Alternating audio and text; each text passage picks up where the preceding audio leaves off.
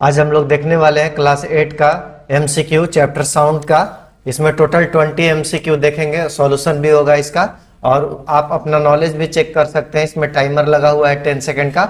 और अगर आप नोट्स चाहते हैं तो हमारे टेलीग्राम पे जा करके इस लिंक को क्लिक करने के बाद आपको फ्री में नोट्स भी मिल जाएगा। तो चलिए इस चैप्टर को शुरू करते हैं। पहला क्वेश्चन है, the voice box is also called. Voice box को क्या कहा जाता है? आप लोग सब लोग इससे परिचित होंगे, आंसर करिए।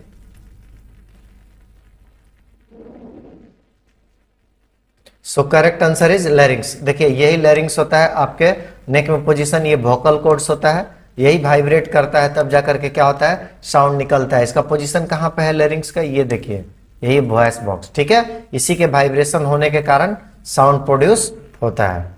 देखिए इसमें लिखा हुआ है ना, जो एक बार आप जरूर पढ़िएगा इसको बढ़िया से, क्योंकि इसको हमने इसके संदर्भ में थोड़ा बहुत ब्रीफ करने के बाद यहाँ पे स्पेशली लिख दिया गया है। आप इसको 1 बाय 1 करके रीड कर लेंगे।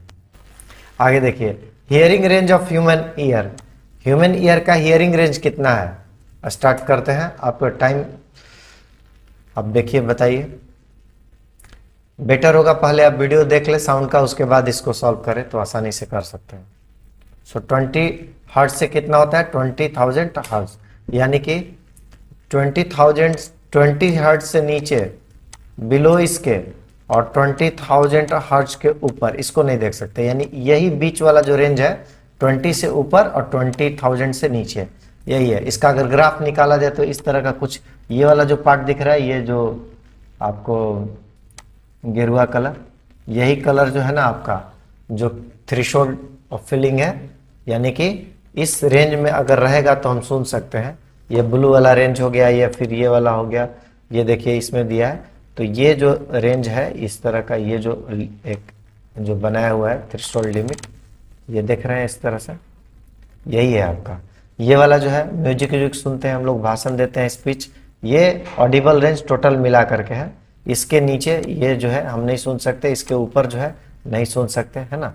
तो 20 हर्ट्ज और 20,000 हर्ट्ज का अगर ग्राफ खींचा जाए तो इस तरह का आपको ग्राफ मिलेगा, ठीक है। चलिए आगे देखते हैं। Pitch of sound is determined by. Sound जो है, पिच जो साउंड की एक क्वालिटी है ना, तो पिच किस चीज से डिटरमाइन किया जाता है आपको बताना है, बताइए। सो करेक्ट आंसर इज फ्रीक्वेंसी। देखिए कैसे, ये है ना, फ्रीक्वेंसी क्या होता है, 1 सेकेंड में कितना वेव प्रोड्यूस हो रहा है, माने कितना बार वाइब्रेट हो रहा है, यही फ्रीक्वेंसी है। फ्रीक्वेंसी दो तरह का हो सकता है, एक लो फ्रीक्वेंसी हो सकता है, एक हाई फ्रीक्वेंसी हो सकता है। यहाँ पे हायर पिच, हाई फ्रीक्वेंसी मतलब हायर पिच, लो फ्रीक्वेंसी मतलब लोअर पिच। जब लो फ्रीक्वेंसी होगा तो देखिए यहाँ पे वेवलेंथ क्या हो रहा है, ज्यादा हो रहा है, यानी कि ये क्रेस्ट से क्रेस्ट ये वेवलेंथ होता है ना, ये ट्रफ टू ट्रफ क्या होता है, वेवलेंथ। तो यहाँ पे आप वेवलेंथ क्या है, ज्यादा है। और देखिए यहाँ पे हाई फ्रीक्वेंसी है तो वेवलेंथ क्या है, छोटा छोटा वेवलेंथ है।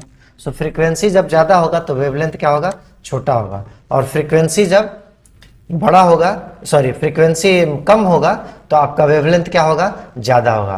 फ्रीक्वेंसी ज्यादा होगा तो वेवलेंथ कम होगा, और फ्रीक्वेंसी कम होगा तो वेवलेंथ क्या होगा, ज्यादा होगा। दोनों एक दूसरे के इनवर्सली प्रोपोर्शनल है।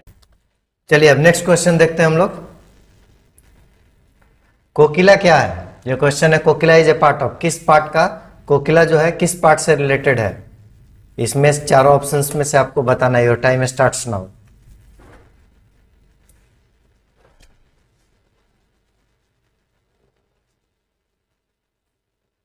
So correct option is hearing organs. देखिए यही वाला जो पार्ट है ना, ये वाला आपका, ये कोकिला कहलाता है।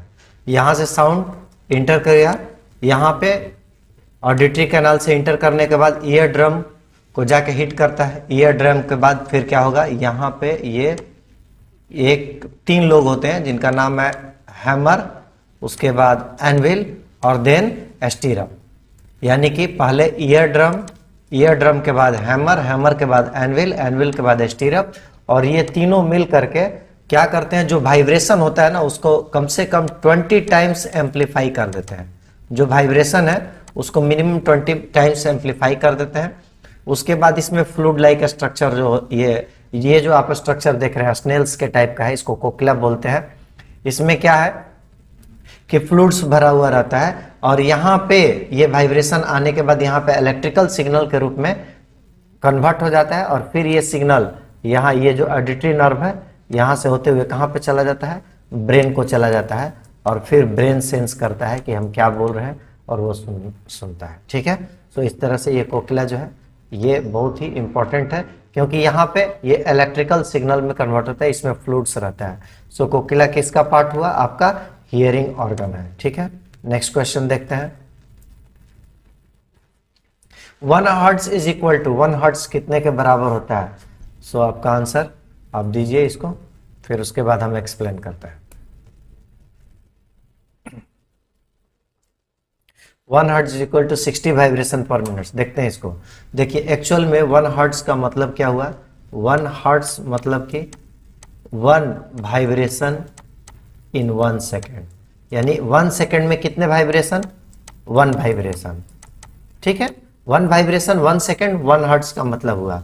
अब कह रहा है कि यहां पे क्या कर रहा है कि 1 hertz is equal to 60 vibration per minute, यानी कि 1 मिनट में कितने वाइब्रेशन होगा, 1 सेकेंड में 1 वाइब्रेशन, तो 1 मिनट में कितने सेकेंड, 60 सेकेंड, तो 60 सेकेंड में कितने वाइब्रेशन, 60 वाइब्रेशन, यानी 1 सेकेंड 1 हर्ट्ज, तो 60 सेकेंड कितने हर्ट्ज, 60 हर्ट्ज हो गया।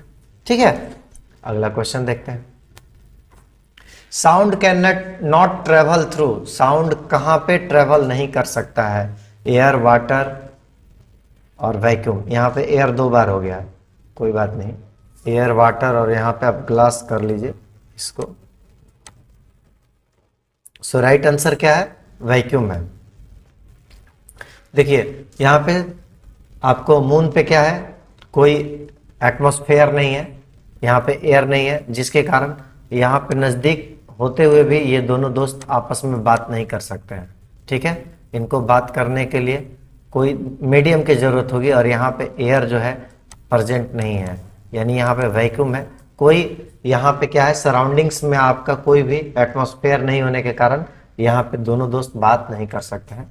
क्यों, इस बात से प्रूफ हो रहा है कि साउंड को ट्रेवल करने के लिए मीडियम की जरूरत है, यानी वैक्यूम में साउंड ट्रेवल नहीं कर सकता है। ठीक है, सो करेक्ट आंसर क्या है आपका, डी है। नेक्स्ट क्वेश्चन देखते हैं। Loudness of sound is determined by, loudness किस चीज पर डिपेंड करेगा, साउंड का जो लाउडनेस जो है ना वो किस चीज पर डिपेंड करता है, पिच, फ्रीक्वेंसी, एम्पलीट्यूड या टाइम पीरियड। सोच करके बताइए इसमें से। सो करेक्ट आंसर क्या है इसमें, एम्पलीट्यूड। देखिए ये जो एम्पलीट्यूड है ना, आप रबड़ को एक सिरे पे यहाँ पे पकड़िए और दूसरे पे यहाँ पे, और उसको आप क्या करिए कि कस के खींच दीजिए, तो जितना ज्यादा उसमें देखिएगा कि वाइब्रेशन होगा, यानी ऊपर और नीचे अप एंड डाउन करेगा, तो वो उतना ही साउंड जो है लार्जर निकलता है ना, यानी कि लाउड साउंड निकलेगा। तो यहाँ पे भी आपको जो एम्पलीट्यूड है, एम्पलीट्यूड किसको बोलते हैं, ये जो आपका क्रस्ट है, क्रस्ट यानी मीन पोजीशन से मैक्सिमम डिस्प्लेसमेंट आपका ऊपर में, या फिर मीन पोजीशन से मैक्सिमम डिस्प्लेसमेंट कहाँ पे, डाउनवर्ड, क्रेस्ट या ट्रफ। मीन से आइदर साइड में जो डिस्प्लेसमेंट होता है यही क्या कहलाता है, एम्पलीट्यूड कहलाता है। तो कोई साउंड कितना लाउडर होगा ये किस पे डिपेंड होगा, आपका एम्पलीट्यूड पे होगा। यानी एम्पलीट्यूड हायर होगा तो higher sound, louder sound, higher amplitude louder sound, lower amplitude faint sound, यानी कि धीमा साउंड निकलेगा। ठीक है, सो यही चीज यहाँ पे लिखा हुआ है। ठीक है, अगला क्वेश्चन देखते हैं। Above decibel the sound becomes physically painful, कितना यहाँ पे आपको भरना है इनमें से कि क्या ऐसा डेसिबल के रूप में है कि जिसको यहाँ पे साउंड जो है हम सुनेंगे तो कानों को पेनफुल, मतलब कि वो पेन होगा। ठीक है, तो इसमें से आपको सही आंसर बताना। Your time starts now.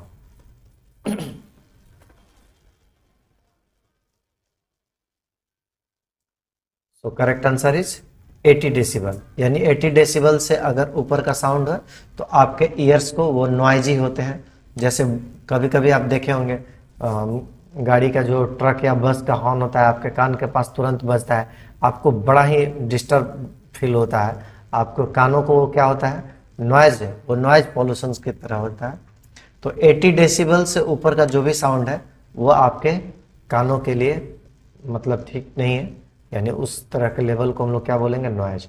तो वही है फिजिकली पेनफुल, यानी 80 से ऊपर जो होगा आपके लिए वो क्या है, पेनफुल साउंड होता है। जैसे आप क्रैकर्स दिवाली में जलाते हैं, बहुत ज़्यादा कस के साउंड निकलता है तो हम लोग कान को बंद कर लेते हैं ना, क्योंकि वो क्या होता है, साउंड क्या है, अपने लिए पेनफुल है। चलिए अगला क्वेश्चन करते हैं। An ultrasound equipment works at frequency, ultrasound किस फ्रीक्वेंसी पे वर्क करता है, फटाफट बताइए। ये क्वेश्चन तो बहुत आसान है, पहले भी आ चुका है ये। So correct answer is higher than 20,000। देखिए ये अल्ट्रासाउंड है ना, हम लोग करने जाते हैं तो ये यहाँ पे ये जो है यहाँ पे एक लिक्विड सा लगा रहता है और ये सिग्नल सेंस करके यहाँ पे ये ट्रांसमीटर होता है, यहाँ से सिग्नल सेंड करता है। और ये जो ऑर्गन्स का है, ये पिक्चर आप देख रहे हैं बच्चे का, ये जो है ना यहाँ पे डिस्प्ले पे दिखाई देता है। तो अल्ट्रासाउंड जो है ये साउंड का एक मतलब कि 20,000 ऊपर से, अभी हम बोलते थे 20 हर्ट्ज से नीचे का जो साउंड होता है इनको बोलते हैं इंफ्रासोनिक, और 20 किलो हर्ट्ज से जो ऊपर का साउंड होता है उनको बोलते हैं अल्ट्रासाउंड या अल्ट्रासोनिक बोल सकते हैं। तो ये अल्ट्रासोनिक प्रॉपर्टी पे काम करता है अल्ट्रासाउंड, और जिसको कि हम लोग पेट में जो भी कह सकते हैं कि प्रेगनेंसी के समय में या फिर कैंसर टिश्यूज या बहुत सारे ट्रीटमेंट में काम आता है। पेट संबंधित कोई भी डिजीज रहता है तो हम लोग इसके थ्रू चेक कर लेते हैं, ठीक है। सो करेक्ट ऑप्शन क्या होगा आपका, मोर देन 20,000 फ्रीक्वेंसी पे जो काम करता है उसको हम लोग क्या बोलते हैं, अल्ट्रासाउंड। अगला क्वेश्चन क्या है, वही चीज यहाँ पे लिखा हुआ है, ठीक है। देखिए अगला क्वेश्चन क्या है, voice of man is heavy compare to women. जो मैन का वॉइस है वो वुमेन के कंपेरेटिवली क्या होता है, हेवी होता है, ठीक है। तो ऐसा क्यों होता है, यानी कि वुमेन का जो वॉइस होता है वो श्रिल्ड होता है ना, तो ऐसा क्यों होता है आपको बताना है। So right answer is male का वोकल कॉर्ड क्या है, वुमेन से लॉन्गर होता है, और उसका क्या प्रभाव पड़ेगा कि जिसका वोकल कॉर्ड बड़ा होगा वो वाइब्रेट कम करेगा, ठीक है। और जो वाइब्रेट कम करेगा तो उसका आवाज़ जो है ना वो फ्लैट मोटा टाइप का आवाज़ निकलेगा, और जिनकी वोकल कॉर्ड छोटी होंगी तो वो क्या करेंगे, वाइब्रेशन ज़्यादा करेगा, और ज़्यादा वाइब्रेशन हुआ यानी कि पिच क्या हो गया, हाई हो गया। तो हाई पिच जब भी आवाज़ निकलता है तो वो क्या होता है, आवाज़ श्रिल्ड आवाज़ होता है, तीखा आवाज़ होता है। और लो पिच का जो आवाज़ होता है वो क्या होता है, लो पिच आवाज़ का आप लोग एक एग्जांपल दे सकते हैं, ढोलक हो गया है ना, उसके बाद से आपका तबला हो गया, ये सब क्या है, लो पिच है। और हाई पिच में आपका विसल हो गया है ना, हारमोनियम हो गया। सो ये सब क्या है, हाई पिच फ्रीक्वेंसी है। गिटार हो गया, वायलिन हो गया, ये सब हाई पिच है। बांसुरी हो गया, ठीक है। अगला देखते हैं। सो देखिए यहाँ पे कुछ डेटा भी दिया हुआ है आपको कि मेल और फीमेल के वोकल कॉर्ड के संदर्भ में। देख लीजिए यहाँ पे मेल का वोकल कॉर्ड जो है 17 से 25 mm के बीच में है, और फीमेल का आपका कितना है, 12.5 से लेकर 17.5 के बीच में। सो यहाँ पे फीमेल का वोकल कॉर्ड क्या है, मेल के कंपेरेटिवली छोटा होता है, ठीक है। और इसीलिए ये ज़्यादा वाइब्रेट करता है, और मेल का वोकल कॉर्ड क्या होगा, कम वाइब्रेट करता है। ज़्यादा वाइब्रेट करने के कारण इसकी फ्रीक्वेंसी हाई हो जाती है, जिसके कारण ये जो है ना तीखा आवाज़ निकालते हैं, ठीक है। चलिए अभी इस क्वेश्चन में देखते हैं क्या कर रहा है। कह रहा है read the following sentences carefully and choose the incorrect one.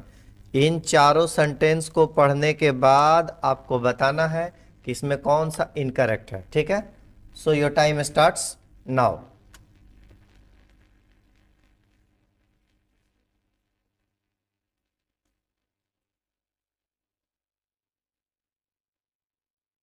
So correct answer is none of the above. देखते हैं क्यों।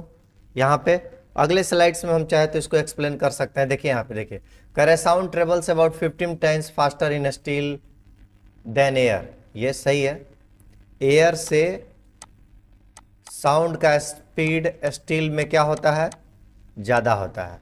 एयर के कंपैरिजन में स्टील में साउंड का स्पीड क्या होता है, ज़्यादा होता है।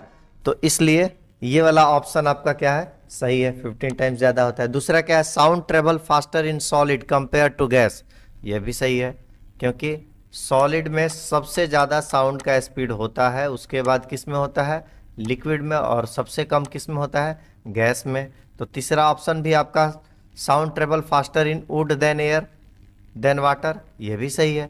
वुड क्या हो गया यहाँ पे सॉलिड, वाटर क्या हो गया लिक्विड, इसलिए ये वाला भी सही है, ये भी सही है, ये भी सही है। सो इसमें कोई भी इनकरेक्ट नहीं है। So right option is D, none of the above. चलिए नेक्स्ट क्वेश्चन देखते हैं।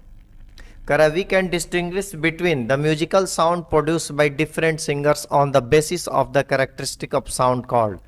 करा कि सपोज करिए कि किसी एक गाना को किशोर कुमार गा रहे हैं और उसी गाना को आपका कोई और सिंगर मुकेश कुमार गा रहा है, रफ़ी गा रहे हैं, लेकिन एक ही सॉन्ग को जब 3 आदमी गा रहा है तो तीनों का जो आवाज़ होगा ना डिफरेंट होगा।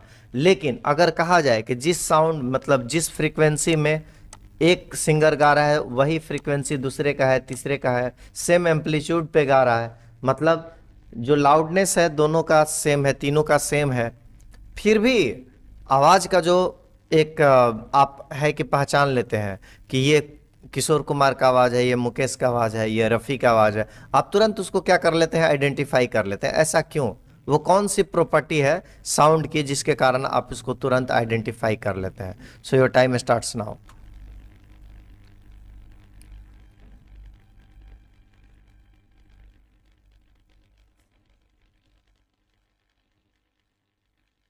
सो correct answer is timber. Timber क्या चीज़ है जरा मैं बता देता हूँ। यहाँ पे आपको जो दिखाई दे रहा है वेव का पैटर्न, यहाँ पे भी जो दिखाई दे रहा है वेव का पैटर्न, आप ध्यान से देखिए इसमें क्या है, हर जगह फ्रीक्वेंसी सेम है। चारों केसेस में जो फ्रीक्वेंसी यहाँ पे है 1 2 3 4, चारों पिक्चर का आप फ्रीक्वेंसी देख रहे हैं, सब में फ्रीक्वेंसी सेम है, सबका एम्पलीट्यूड भी सेम है। देखिए यहाँ से लेके यहाँ तक जितना है वही सेम एम्पलीट्यूड है यहाँ पे भी, यानी कि मीन पोजीशन से जो डिस्प्लेसमेंट है ये दोनों का क्या है, सेम है। यहाँ पे भी आपका एम्पलीट्यूड सेम है, यानी चारों का एम्पलीट्यूड सेम है। एम्पलीट्यूड क्या है आपका, सेम है, और साथ ही साथ फ्रीक्वेंसी भी सेम है। फ्रीक्वेंसी भी क्या है आपका, सेम है। तो उसके बावजूद भी वेव के पैटर्न में सबका क्या है, डिफरेंस है। सो यहाँ पे हम क्या बोलेंगे कि सबका वेव का पैटर्न क्या है, अलग अलग बन रहा है, जिसके कारण हम किसी भी व्यक्ति का आवाज़ आसानी से पहचान लेते हैं। जैसे 2 आदमी अगर क्लासरूम में बात कर रहे हैं और बाहर से आप कह देते हैं तुरंत कि ये मेरा दोस्त है जो बात कर रहा है, तो आप कैसे उसको आइडेंटिफाई कर लेते हैं, जबकि दोनों बहुत सारे बच्चों का सेम साउंड निकल रहा है, फिर भी आप उसको कैसे आइडेंटिफाई कर लेते हैं, क्योंकि हर व्यक्ति का अलग अलग वेव का पैटर्न होगा। देखिए हर इंस्ट्रूमेंट का भी अलग अलग वेव का पैटर्न होगा। सो एक्चुअल में फ्रीक्वेंसी सेम है, एम्पलीट्यूड सेम है, लेकिन हर किसी का वेव का पैटर्न एक जैसा नहीं होगा। तो यहाँ पे वेव का पैटर्न अलग अलग होने के कारण क्या हो जाता है, इसी कैरेक्टर को हम लोग क्या कहते हैं, टिम्बर और क्वालिटी, यानी कि ये साउंड की एक स्पेशल क्वालिटी है टिम्बर, जिसको टिम्बर कहिए या क्वालिटी कहिए, जिसके थ्रू हम किसी अननोन पर्सन का आवाज़ पहचान लेते हैं। ठीक है, so correct answer is B. Next question देखते हैं। An object is vibrating at 50 hertz, what is its time period, यानी फ्रीक्वेंसी दिया है आपका कितना, 50 हर्ट्ज, और क्या पूछ रहा है, टाइम पीरियड। फटाक से बताइए, बहुत आसान क्वेश्चन है। A40 में रिलेशन अगर आपको पता है तो इस क्वेश्चन का आंसर बहुत जल्दी दे सकते हैं आप।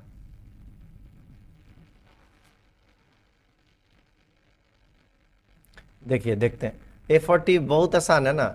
अभी क्या है, फ्रीक्वेंसी दिया है आपका 50 हर्ट्ज, टाइम पीरियड निकालना है, तो T is equal to 1 upon क्या होता है, F, या F इज इक्वल टू क्या होता है, 1 अपॉन T। तो यहाँ पे आपको T निकालना है, 1/50 कर दीजिए, जो आएगा वही आंसर हो गया। तो 0.02 seconds is the right answer. ठीक है, नेक्स्ट क्वेश्चन देखते हैं। करा lightning can be seen at the moment when it occurs, पहली observes lighting in her area, she hears the sound 5 second after observed lightning, यानी यहाँ पे पहेली एक लड़की है जो कि पहले लाइटनिंग देखती है और उसके 5 सेकंड बाद, पहले लाइटनिंग उसको दिखाई दिया, उसके 5 सेकंड बाद उसको क्या साउंड सुनाई दे रहा है। तो वो जहां से लाइटनिंग उसको दिखाई दिया उस वहां से उसकी दूरी कितनी है, जो लाइटनिंग उसको दिखाई दिया है वहां से वो कितनी दूरी पर है, निकाल सकते हैं। अगर इसको, चलिए टाइम आपका स्टार्ट होता है। अगर देखिए इस क्वेश्चन को सॉल्व करना है तो कुछ नहीं, speed is equal to distance into time, sorry distance is equal to speed into time, काफी है इसको सॉल्व करने के लिए। चलिए देखते हैं कैसे सॉल्व होगा। आपको पता है साउंड का स्पीड यहाँ पे दिया हुआ था क्वेश्चन में 330 और टाइम कितना 5 सेकंड के बाद दिखाई दिया है। तो distance is equal to speed into time, speed 330 into 5 आपका कितना हो गया 1650 मीटर हो गया। इसको 1000 से भाग दे देंगे तो कितना आ जाएगा 1.65 किलोमीटर आ गया। ठीक है, so final answer is 1.65 kilometre. Next question देखते हैं। Shweta saw a cracker burst at night at a distance from his house. She saw and heard the sound after crackers burst. Choose the correct statement given below. मतलब कि cracker जलने पर क्या हो रहा है, साउंड भी निकल रहा है और लाइट भी निकल रहा है, दोनों के दोनों साथ साथ निकल रहे हैं। आपको इसमें से ये बताना है कि उसको पहले कौन सुनाई दे रहा है, साउंड या लाइट। ध्यान से देखिए इसको, सी हर्ड साउंड फर्स्ट, पहले वो साउंड सुनती है, लाइट बाद में। सी सा लाइट फर्स्ट, लाइट पहले देखती है, साउंड बाद में। सी सा एंड हियर्ड बोथ, यानी लाइट और साउंड एक साथ दिखाई देते हैं और सुनाई भी दे रहे हैं। ठीक है, कौन सा आंसर सही है आपको बताना है। Your time starts now.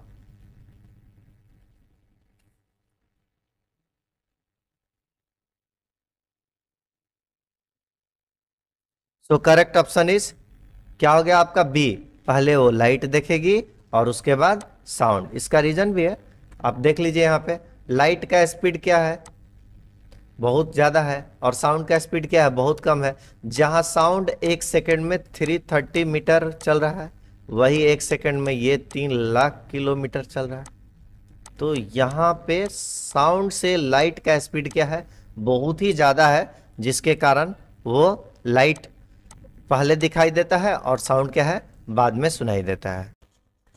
चलिए अभी इस क्वेश्चन को देखते हैं हम लोग। कह रहा है एक सिंपल पेंडुलम है जो 10 ऑसिलेशन करता है 20 सेकेंड्स में, यानी कि 20 सेकेंड में वो कितना ऑसिलेशन करता है, 10 ऑसिलेशन करता है।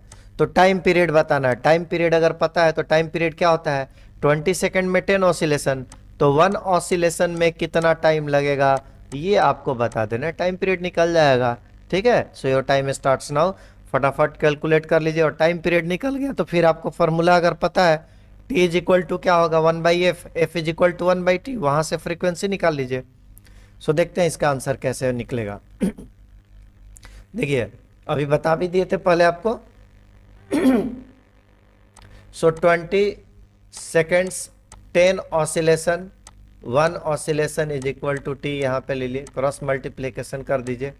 10 into T is equal to 20, T is equal to 20/10, यानी कि 2 सेकेंड्स। 2 सेकेंड्स में आपका क्या हुआ, 1 ऑसिलेशन हुआ, यानी टाइम पीरियड क्या निकल गया आपका 2 सेकेंड। और फ्रिक्वेंसी निकालने के लिए f is equal to 1/t, और वहां से आ जाएगा आपको कितना आ जाएगा 0.5 हर्ट्ज। तो इस तरह से 0.5 हर्ट्ज एंड 2 सेकेंड्स, यही जो है आपका राइट आंसर होगा। नेक्स्ट क्वेश्चन देखें। कह रहे suppose you and your friend are on the moon. Suppose करिए मून है और यहाँ पे आप और आपके दोस्त दोनों हैं। क्या आप दोनों कोई साउंड सुन सकते हैं, कोई भी साउंड, एनी साउंड आपके दोस्त के द्वारा या अगल बगल के कोई भी नॉइज उत्पन्न किया जा रहा है, क्या आपके द्वारा उत्पन्न किया गया आवाज़ आपके दोस्त को सुनाई देगा, यही क्वेश्चन है। सो आपका टाइम स्टार्ट होता है, आप इसका आंसर करें।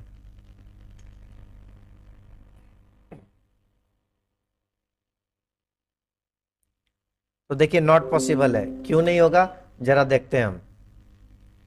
कह रहा है sound needs a medium. Sound को क्या चाहिए आपको, एक मीडियम की जरूरत है प्रोपगेट करने के लिए, और हम जानते हैं मून पे कोई एटमॉस्फेयर नहीं है, यानी यहाँ पे कोई मीडियम नहीं है। इस कारण से कोई भी दो ऑब्जेक्ट के द्वारा किया गया कोई भी बातचीत एक दूसरे को सुनाई नहीं देगा। ठीक है, सो यहां पे क्या होगा आपका not possible is the right answer. ठीक है, अभी कहते हैं what is the range of frequencies associated with infrasound and ultrasound. Infrasound और अल्ट्रासाउंड के द्वारा एसोसिएटेड आपको बताना है। तो इंफ्रासाउंड का क्या रेंज होगा और अल्ट्रासाउंड का। योर टाइम स्टार्ट्स नाउ, डाक से बताइए।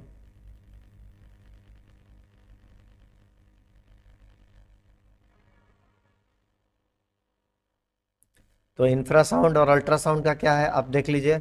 इंफ्रासाउंड यानी कि हमारा ऑडिबल रेंज क्या है 20 हर्ट्ज से लेके 20,000 हर्ट्ज, यही है। इसी के बीच में हम लोग सुन सकते हैं, 20 से नीचे नहीं, 20,000 से ऊपर नहीं। सो 20 से नीचे को क्या बोलते हैं इंफ्रासोनिक, और 20,000 से ऊपर को क्या बोलते हैं अल्ट्रासोनिक। ठीक है, सो ये आपका क्या हो गया करेक्ट ऑप्शन ए। इंफ्रासोनिक क्या हो गया लेस देन 20,000 हर्ट्ज, और ultrasonic more than 20 kilo hertz. 20 kilo लिखिए या 20,000 लिखिए, दोनों एक ही बात है। चलिए अगला क्वेश्चन देखते हैं। A frequency of a source of sound is 100 hertz. किसी सोर्स मतलब किसी सोर्स के द्वारा जो फ्रीक्वेंसी निकल रहा है यानी 100 हर्ट्ज की है, यानी 1 सेकेंड्स में कितने टाइम वाइब्रेट हो रहा है 100 टाइम, तभी तो 100 हर्ट्ज लिखा हुआ है ये। आगे देखिए how many times does it vibrate in a minute. 1 minute में कितना बार वाइब्रेट होगा। मैं तो ऐसे ही आंसर बता दिया आपको, 1 सेकेंड में 100 टाइम्स, तो 1 मिनट में कितना बार आप आराम से निकाल सकते हैं। फटाक से बताइए हमको, ऑलरेडी हम हिंट दे चुके हैं। 1 सेकेंड 100, 1 मिनट में कितने सेकेंड 60 सेकेंड में कितने बार। फटाक से आंसर बताइए। सो करेक्ट आंसर देखते हैं यहाँ पे कैसे निकल जाएगा। 1 सेकेंड 100 टाइम्स है ना, तो 60 सेकेंड में कितना x कर लीजिए, do the cross multiplication. x is equal to 60 into 100, आपका कितना हो जाएगा 6000 टाइम्स, यानी 1 मिनट में 6000 बार क्या करेगा वो ऑसिलेशन करेगा। ठीक है, नेक्स्ट क्वेश्चन आपको। अब इसी के साथ ये चैप्टर का कुछ इंटरेस्टिंग चीज पे अब हम लोग देखते हैं। कह रहा है साउंड जो है बहुत ही, ये साउंड का एनर्जी लेवल बहुत ही लो होता है बाकी एनर्जी के कंपैरिजन में, जैसे हीट हो गया, लाइट हो गया है ना, करंट हो गया, विंड हो गया, इन सारे एनर्जी के कंपैरिजन में साउंड एनर्जी जो है काफ़ी वीक एनर्जी है। और इस कारण से इस एनर्जी से इसको इलेक्ट्रिसिटी नहीं बना सकते हैं। साउंड के द्वारा आप चाहिएगा कि इलेक्ट्रिसिटी जनरेट कर ले तो नहीं कर सकते हैं, क्योंकि साउंड एनर्जी क्या है बहुत ही कमज़ोर एनर्जी है। और सबसे लाउडेस्ट नेचुरल साउंड क्या होगा अर्थ पे, तो ज़रा देख लीजिए यहाँ पे इरप्टिंग किस चीज़ का, वोल्केनो का। वोल्केनो जो है ना, जो ज्वालामुखी आपका जैसे जापान में है, हमेशा वोल्केनो आते रहता है, तो वो जो साउंड जो होगा मतलब वोल्केनो जब फटता है उस समय का जो साउंड होता है वो नेचुरल साउंड सबसे लाउडेस्ट साउंड है जो कि नेचर के द्वारा प्रोड्यूस किया जाता है। और डॉल्फिन, 2 डॉल्फिन 15 माइल्स की दूरी पे एक दूसरे से टॉक कर सकती हैं अंडर वाटर। देखिए क्योंकि dolphins are capable of hearing sound. कितना दूरी पे साउंड सुन सकता है, यहाँ से 15 माइल की दूरी पे डॉल्फिन साउंड सुन सकता है। लगभग 15 माइल मतलब लगभग 30 किलोमीटर से थोड़ा सा कम है ना। तो इतनी दूरी पे मतलब कि साउंड को सुन सकता है। कौन सुन सकता है बाबू, डॉल्फिन सुन सकता है। इसी के साथ यह चैप्टर समाप्त होता है। आप लोग बताइए कि ये वीडियो कैसा लगा और आप किस तरह का वीडियो चाहते हैं हमसे, तो उसी तरह से हम आपके लिए प्रिपेयर करते रहेंगे। अगर आप मेरे चैनल पर नए हैं तो कृपया करके लाइक और सब्सक्राइब करें। Thanks for watching. मिलते हैं अगले वीडियो में।